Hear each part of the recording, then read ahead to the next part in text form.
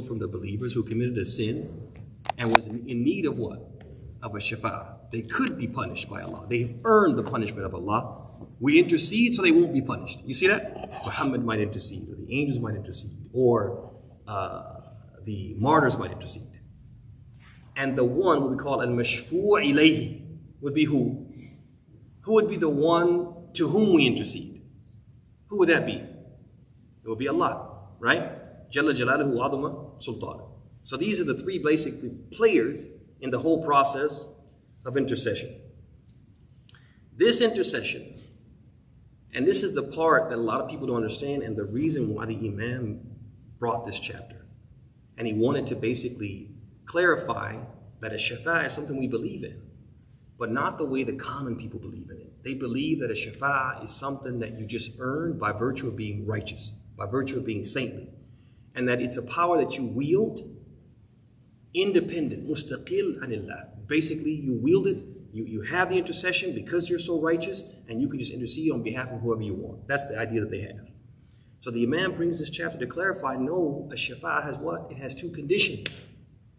It has two conditions, and if those boxes aren't checked, no one can intercede.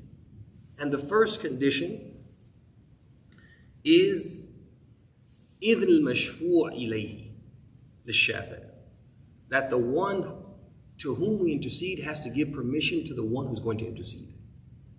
It's not a power that a person just wields, and they can wield it however they want, for whoever they want, irrespective of إِذْنِ الْمَشْفُوعِ إِلَيْهِ, irrespective of Allah's permission. It's like they can advocate on whoever's behalf they want. That's not how it works.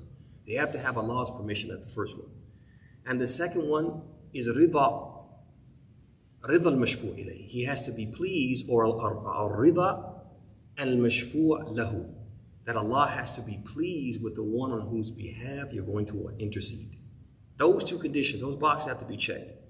So for example, Muhammad sallallahu alaihi wasallam can't intercede for whoever he wants. He has to wait for whose permission? Allah. And when Allah gives him permission, he can only intercede on behalf of those that Allah is pleased with. This is the main purpose of the Imam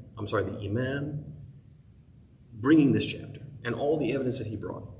So what we're going to do tonight, we're just going to mention a few of the ayat that he brings to build his case and to show that this is how it works in Islam and how we need to understand this concept of a shafa'a. We believe in a shafa'a, but we also believe that a shafa'a has shurut, it has conditions, and it's not something, a power that somebody wields just because they're saintly. We can just ask them to make shafa'a and they'll be able to do it irrespective of what Allah wants or what Allah wills or His permission, etc. So what are the conditions again? The first condition is إِذْنِ الْمَشْفُوعِ إِلَيْهِ. Allah has to give the permission. He has to allow the person, the shafi', the one who's going to intercede, Allah has to give him permission to intercede. And then the one that they intercede on his behalf, Allah has to be pleased with him. Has to be pleased with him. Right.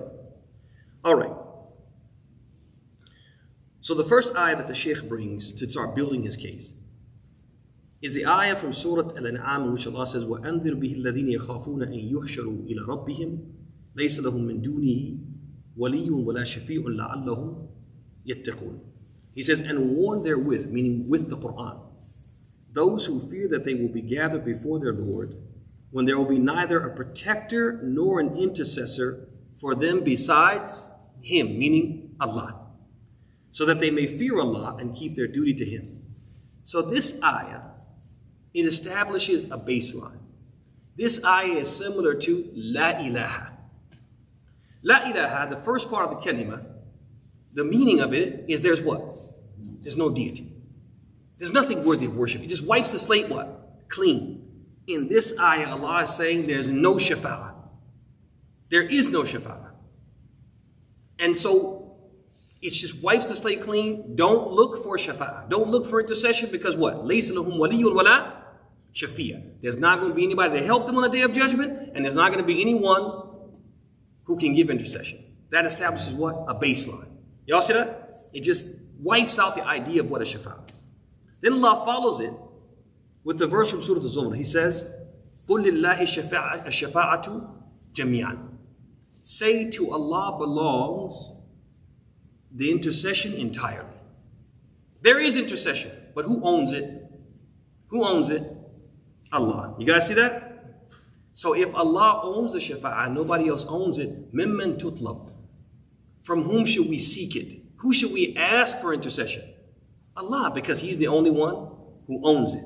And He owns it with conditions that He sets. Nobody else can set the conditions, and the people who do make shafa'ah will not be able to wield this power willy-nilly however they want. Then He brings the ayah from Surah Al-Baqarah, where Allah says, مَنْ ذَا الَّذِي يَشْفَعُ عِنْدَهُ إِلَّا بِإِذْنِهِ.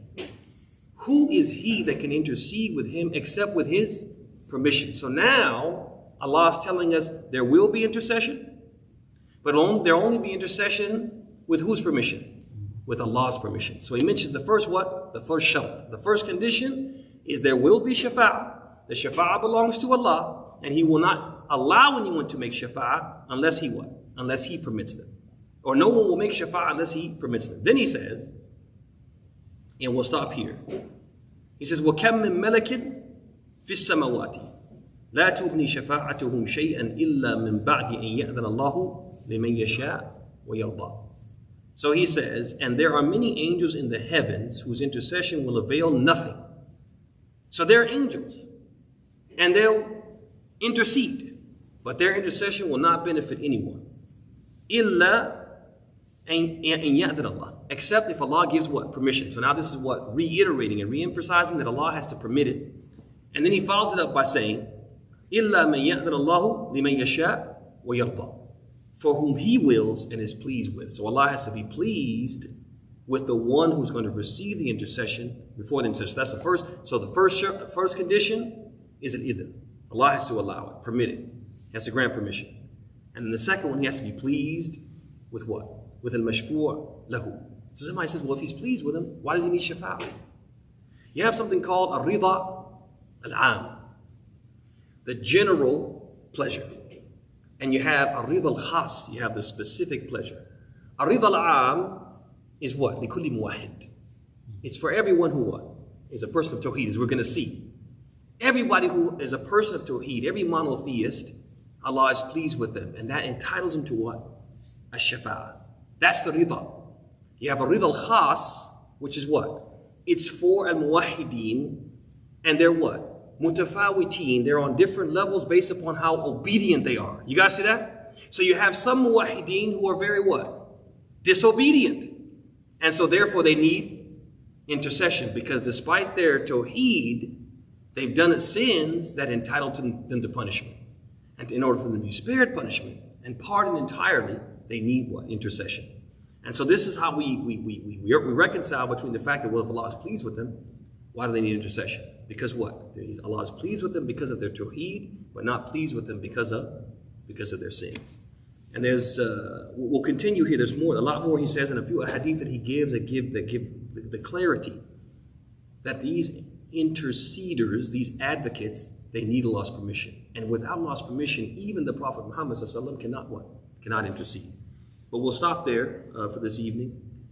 And we ask Allah subhanahu wa ta'ala as always to make us from those who listen to the talk and follow the best of it. هذا وصلى الله وسلم وبارك على محمد وعلى آله وصحبه أجمعين.